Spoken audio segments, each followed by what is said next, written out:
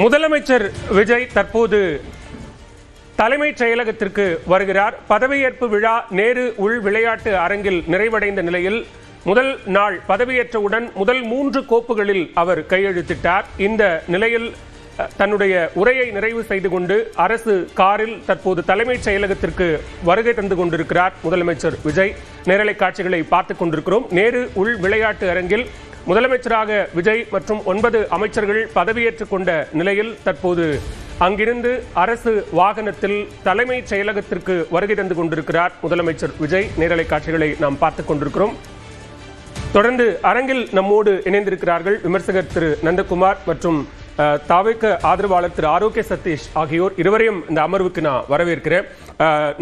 பதவியேற்பு விழா, அதனை தொடர்ந்து முதலமைச்சருடைய உரை அப்படிங்கிறதெல்லாம் நம்ம தொடர்ந்து பார்த்திருக்கிறோம். முதல் 3 கோப்புகளில் கையெழுத்திட்டு இருக்கிறார். முதல் நாளில் தேர்தல் வாக்குறுதிகளில் சொல்லப்பட்ட முதல் 3 விஷயங்கள்ல முக்கியமான விஷயங்கள் அப்படிங்கிறதும் நான் நந்தகுமாரிடமிருந்தே ஆரம்பிக்கிறேன். எப்படி பார்க்குறீங்க இன்றைய நிகழ்வு, அவருடைய உரை, அந்த முதல் 3 கையெழுத்து? இது அவர் சொல்ல மாதிரி இனி வரும் காலங்களில் உண்டான சரித்திரத்தினுடைய முதல் நாள் இன்னைக்கு. ஒரு புதிய எராவினுடைய ஸ்டார்டிங். ஏன்னா இதுவரைக்கும் தமிழக அரசியல் விடுதலை அடைஞ்சதிலிருந்து பார்க்காத ஒரு புதிய அரசியல், மக்களினுடைய சிந்தனை மாற்றங்கள், இது எல்லாமே பிரதிபலிச்சிருக்கக்கூடியது. அதே மாதிரி இன்றைக்கி யாரும் எதிர்பார்க்காத வகையில் ஒரு சீஃப் மினிஸ்டர் ஒரு அட்டையரே அவருக்கு இது ஒரு புது சேஞ்சான அட்டையர். இது வரைக்கும் எல்லாருமே வேட்டி சட்டையில் மட்டும்தான், வெள்ளை வேட்டி வெள்ளை சட்டையில் மட்டும் வந்துக்கிட்டு இருந்த அந்த மரபை உடச்சி இன்றைக்கி ஒரு கோட் ஷூட் போட்டும் பதவி ஏற்கலாங்கிறது. அதோடு இன்றைக்கி அன்னையர் தினம். அங்கே அவங்களுடைய அம்மா, அவங்க ஷோபா சந்திரசேகர், அவங்க அப்பாவும் உட்கார்ந்துருந்தாங்க. ஸோ ஒரு மகனாக இருக்கக்கூடிய முதல்வர் விஜய் அவர்கள் தனது தாயாருக்கு இதை விட ஒரு அன்னையர் தின சிறப்பை செய்ய முடியாது. அவங்க அப்பாவும் பெரிய உவகையில் உட்கார்ந்துருந்தார். அந்த ஒரு உணர்ச்சி ததும்ப உட்கார்ந்துருக்கிறதெல்லாம் பார்க்க முடிஞ்சது. உள்ளபடியே இன்றைக்கி தமிழகத்துக்கு ஒரு புது விடியல் தான்.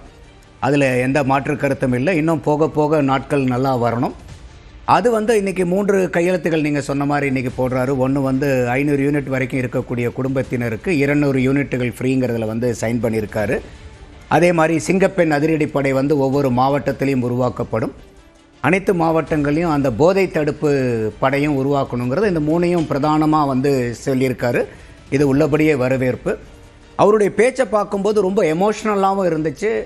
எப்பயும் போலவே அவருடைய பேச்சு இது ஒரு சம்பிரதாயம், சடங்குக்காக இருக்கக்கூடிய ஒரு பதவியேற்பு விழாங்கிற மாதிரி இல்லாமல் ஒவ்வொரு தமிழக மக்களையும் கனெக்ட் பண்ணக்கூடிய அந்த எமோஷ்னல் கனெக்டாகவும் அவருடைய பேச்சு இருந்துச்சு.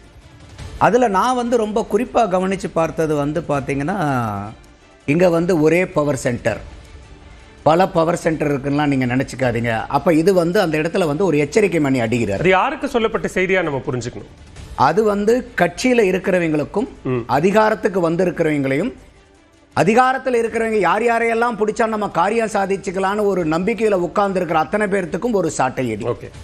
அடுத்தது பார்த்தீங்கன்னா, எனக்கு காசெல்லாம் நான் இதில் சம்பாதிக்கணுங்கிற தேவையில்லை, அது உங்களுக்கே தெரியுங்கிறது ஆரம்பத்துலேருந்தே சொல்லிக்கிட்டு வந்த டைலாக். இன்னைக்கு ஒரு படி மேலே என்ன போய் சொல்கிறாருனாக்கா, நம்ம ஆட்சி வந்துருச்சு, நம்ம ஜெயிச்சிட்டோம், ஒரு ஆட்டம் ஆடி பார்க்கலாமான்னு யாராவது நினச்சிக்கிட்டு இருந்தீங்கன்னா அதெல்லாம் எரேஸ் பண்ணிடுங்க. யாரையும் நானும் எந்த 5 பைசா கை வைக்க மாட்டேன், ஒருத்தரையும் 5 பைசா நான் கை வைக்க விட மாட்டேன். அந்த தீர்க்கம் ரொம்ப பிடிச்சிருக்கு எனக்கு. ஏன்னா இன்னைக்கு மக்கள் இன்னைக்கு விஜய் அவர்களுக்கு வாக்களிச்சிருந்தாங்கன்னா இன்னைக்கு பெரிய அரசியல் சித்தாந்தத்தை பேசி அவர் வரல. நம்ம ஆரம்பத்திலிருந்தே அவர் பரப்புரையில அந்த விஷயத்தை சொல்றதுக்கோ, முதலமைச்சராகி பதவியேற்பு விழாவில் அந்த மேடையிலேயே அதை சொல்வதற்குமான வித்தியாசம்னு ஒண்ணு இருக்கு. பரப்புரையில என்ன வேணா பேசலாம், ஆனா இன்னைக்கு நீங்க பேசுற ஒவ்வொரு வார்த்தையும் வரலாற்று பதிவேட்டுல ஏறிடும். அப்போ அவர்கிட்ட இந்த ஒரு பொலிட்டிக்கல் வில் டிட்டர்மினேஷன் இருந்தாதான் இந்த டைலாக் அங்க பேச முடியும். ஓகே. இல்லன்னா எல்லாத்துக்கும் அவர் என்ன நினைச்சுப்பாரு, இவர் என்ன நினைச்சுப்பாரு, இவ்வளவு தூரம் நமக்காக வேலை பார்த்திருக்காங்கிற மாதிரி கொஞ்சம் அட்ஜஸ்ட் பண்ணி பேசணும்னு நினைக்கிறவங்க கிட்ட இந்த மாதிரி பேச்சு வராது. சரி, முதற் பார்வையா எடுத்துக்கிறேன். நம்ம தொடர்ந்து பேசலாம்.